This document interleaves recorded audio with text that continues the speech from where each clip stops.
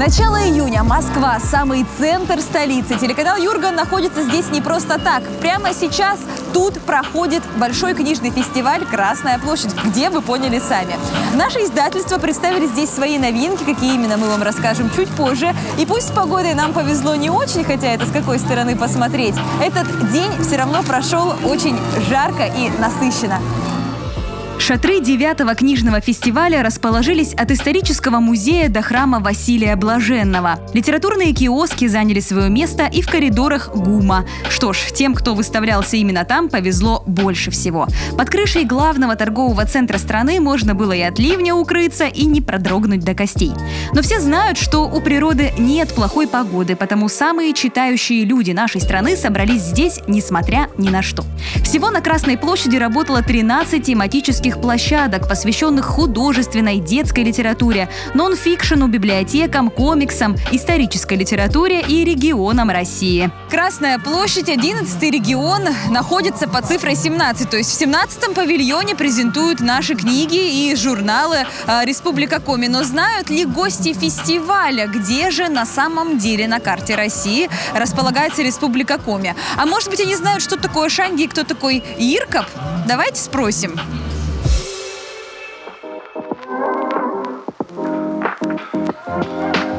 Знаете ли вы, где находится Республика Коми? Где-то на севере нашей необъятной страны, да, где-то там. Можете ли вы повторить за мной? Сыктывкар. Сыктывкар. Это где Республика Коми, знаете?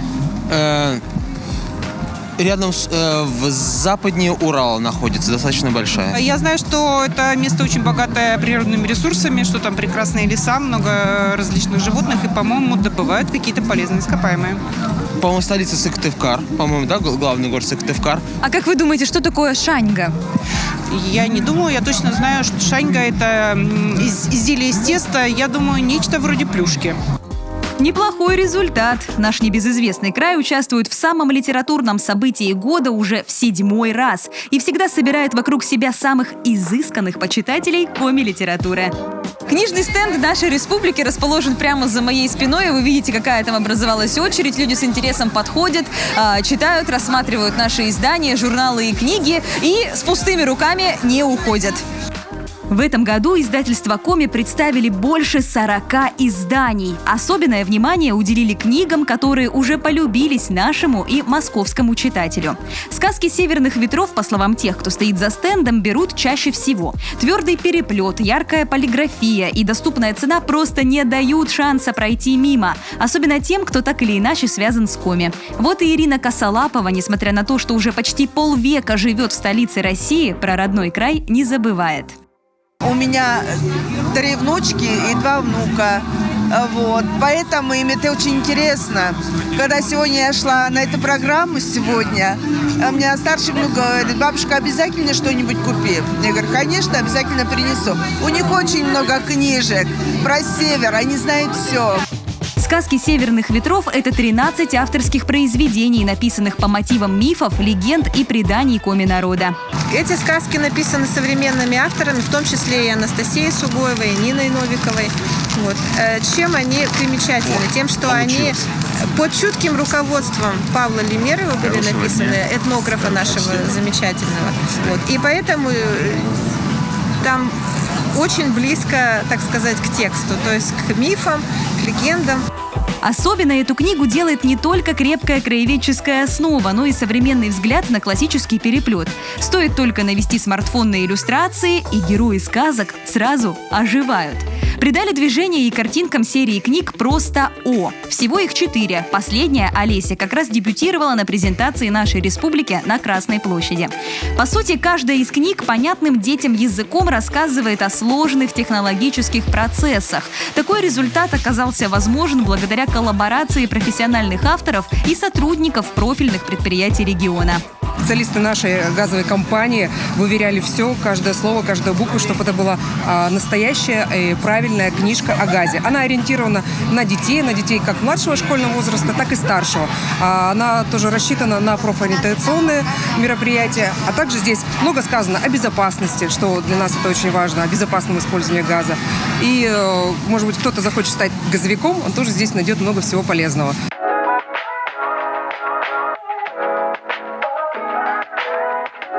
Литература для самых маленьких пользуется бешеной популярностью.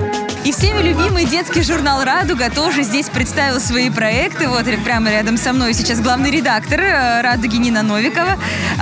Что вы показали москвичам, гостям столицы? Мы принесли ее такую уникальную книжку. Она на коми, на русском языке. И вот если ее полистать, то есть плоскопечатная версия. Рисовала ее художница из Екатеринбурга, то есть вот такие вот рисунки очень яркие. Она есть в аудиоформате. И еще в кассету, да, как бы в набор входит книжка, написанная шрифтом Луи Брайля. И вот здесь еще даже в конце можно увидеть, есть даже рисунки, которые мы специально заказали. И вот такие они у нас получились. В общем, вот такая многоформатная книга. Выиграли мы грант для того, чтобы ее выпустить. Надеюсь, она москвичам понравится. Немного о сюжете. «Бабушка, лампа и Шурш». О чем эта книга? Очень трогательный сюжет. Придумала сказку Люба Ануфриева, наша коми-автор. И суть в том, что бабушка ищет Шурша, своего друга. Шурш — это светлячок. И когда она его находит, причем вот страницы разговаривают с детьми, говорят, перелистни страницу, и ты узнаешь, да? И вот она находит Шурша у себя дома, и у него не горит фонарик.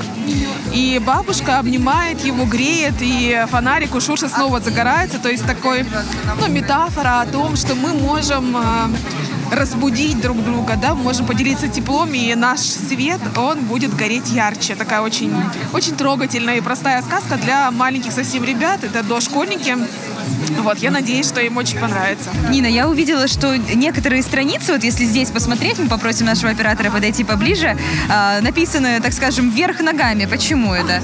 Ну, вообще книжка перевертыш. Вот получается первая обложка, да, и если мы перевернем, вот вторая обложка. А это как раз на коми-языке. И это как раз, да, уже версия на коми-языке, но некоторые страницы не повторяются, да, то есть они разные, даже обложки разные.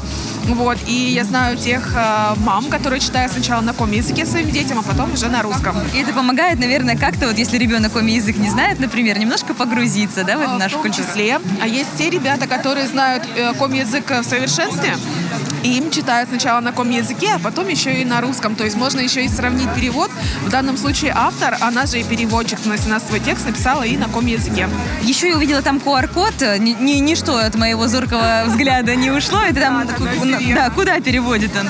А вообще это интересный тоже был совместный проект с радио, и мальчик Степан Юркин озвучил эту сказку, он в 1 классе, и тоже такая очень трогательная озвучка получилась, она не профессиональная с точки зрения речи, да, но очень трогательная. И можно эту сказку родителям, кто не успевает, включить и просто дать книжку в руки детям, и они послушают эту сказку в исполнении Степана. Уже успели гости столицы подойти, познакомиться, показали, может, кому? Сегодня, конечно, погода такая интересная у нас в Москве, поэтому не очень многие подходят. Но вот, как вы видите, вот стойка не пустеет, поэтому интересуются. Но в основном берут литературу, связанную с регионом. То есть очень много людей, которые приехали в столицу, и у них ностальгия, они берут, конечно, о Республике Коми. Но надеюсь, что и наша книга не останется незамеченной. Вот что-что, незамеченными наши книги точно не остаются. В рамках фестиваля отметили 2 издания. Мы получили диплом в конкурсе «Лучшая книга года» 2022 года. Вот русский хоккей, хоккей с мячом, популярная энциклопедия. Уникальное издание, сопровождается также игрой с дополненной реальностью. Вот, мы очень рады, что эта книга получила признание на российском уровне. Книга о русском хоккее – это рассказ об истории вида спорта, принципах и правилах. Она знакомит читателя с чемпионами и лучшими игроками в бенде и с нашими земляками в том числе. Издали ее на 2 языках – русском и английском, а над подготовкой издания работал редакционно-экспертный совет, в который вошли известные российские специалисты в области хоккея с мячом и спорта. А Красная книга Республики Коми для детей была отмечена в конкурсе «Малая Родина» в номинации «Увлекательное краеведение».